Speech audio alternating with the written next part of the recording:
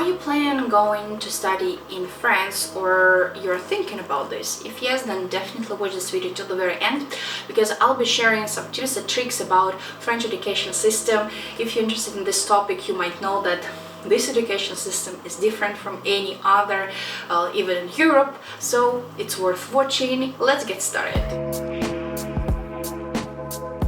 My full story about going to France is in this video, so please check it out if you're interested. Long story short, I was on my Erasmus mobility there and it was really a great experience. I studied in French for a whole semester. During COVID it was really challenging, but at the same time fun. So yeah, if you want to know more details, just go to check that video and I'll continue on the topic we're discussing today. French education system is actually very different from anything, from any place I've studied before, and I've studied in 4 different countries, so I have something to compare. There are really some important things you have to remember before going there, and like to prepare morally and to keep all the aspects in mind. First confusing thing which you can face is of course your schedule. If you know what courses you have, you will have, most probably you will find this big schedule at the university's website where you have to find all your courses. And the first thing that can confuse you, if we do not count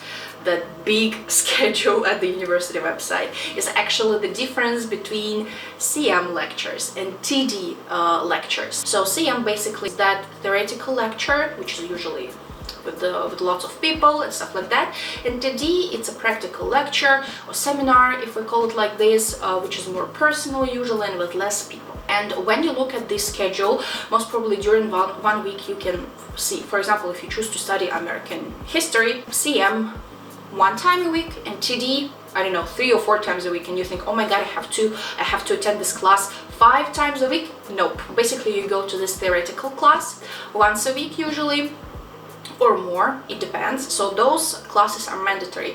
But to talk about TD, you have to choose your group, and it depends. Maybe you have this class like once a week or 2 times a week, but you have to choose your group and you do not have to attend all other classes. And usually those practical classes, they are given like sometimes by the same professor, but sometimes by other professors, or like master students, like some students that help this professor. Usually those theoretical lectures are attended by really many people, like 200 or more, and most probably the professor who gives those lectures, they won't, I don't know, remember your name or your face, but usually those professors who gives a practical lectures, they are the ones who give you the final mark, and they usually remember you and know you, because like there are less people. However, sometimes it can happen that like if your lecture is online, for example, you will never meet your professor. So I really love this approach that you can actually choose a suitable time for your practical courses, and if there is an overlap with another lecture, you can just figure it out. It's cool. So you just choose your group and go to that group till the end of semester.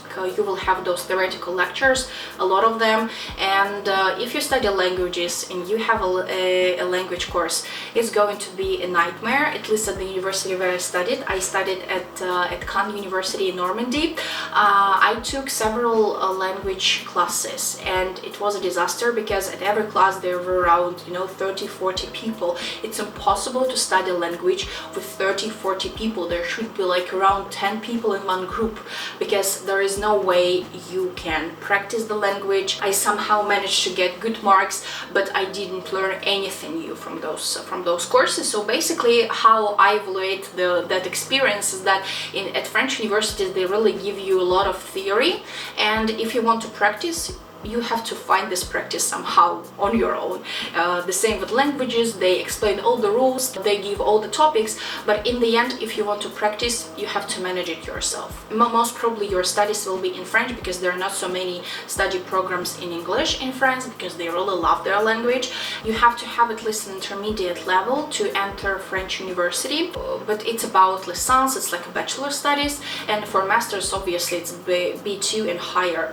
And the thing is that it doesn't matter that you are a foreign student professors will treat you the same way as they treat French students. It can be a problem because even if we think that we know French, when we come to France, well, we understand that we don't. It's really hard to understand French people when they're talking, and I've been struggling the first 2 months because I almost didn't understand anything, but in the middle of term I was like, okay, I now get something. It's working finally.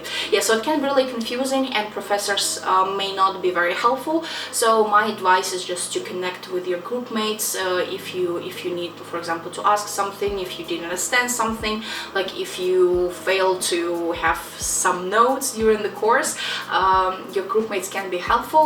Usually French students have some Facebook groups connected to like each big theoretical class where they can exchange their notes, some other stuff. So make sure to find all those and make sure to connect with your group mates because it will be super helpful. If you figured out how to find your class and you successfully attended them for a term, then it comes to some tasks and the final evaluation. There are several types of tasks that can be given. The first one is expose. Expose, it's like a presentation where you have your PPT, you present and talk during a class. I don't know, something between 20-30 minutes. Yeah, can be really hard if you're not fluent in French, but believe me, you will manage it. It's fine. Yeah, so another type is the written report. It depends how many pages your professor would want. It can be 5, it can be 25, so really depends.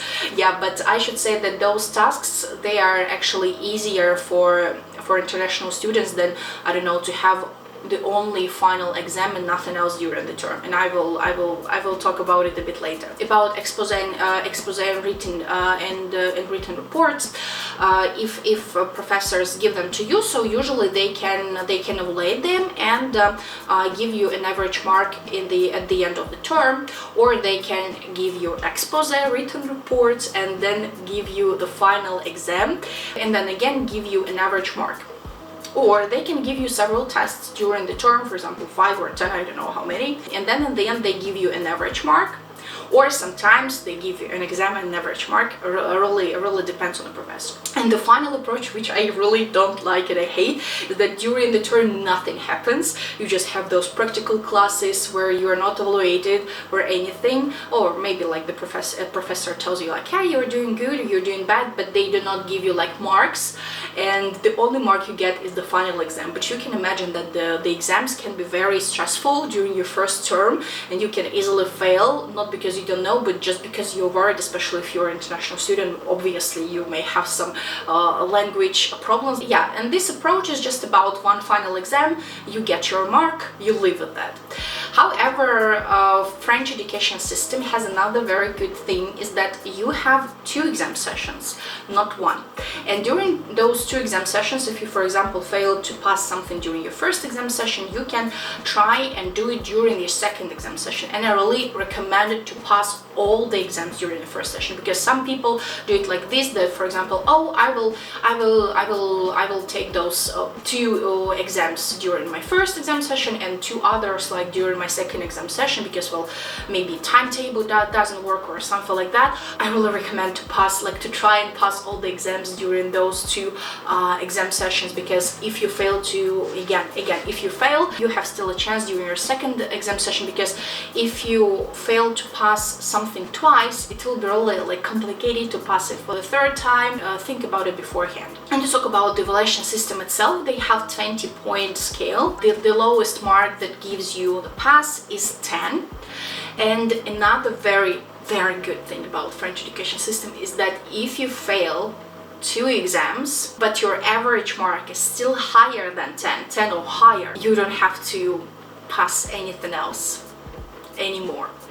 And it's really, I was really shocked, because at all the universities I've studied at, if you fail, you have to pass everything anyway. So for example, during my studies in France, I failed 2 theoretical courses. They were super complicated, and they were the ones, you know, with the only exam at the end of the term, and no additional evaluation during the term, and you just write this test. If you fail, then you fail, no other chances. And I took those tests twice, and as you can see, as you can see, I still failed. And the thing is that if I stayed in France, my average mark was higher than 10 and I wouldn't have had to pass it again. However, it was only mobility for me, and I came back to my home university, and here the next semester I took those 2 courses and I passed them finally. Yes.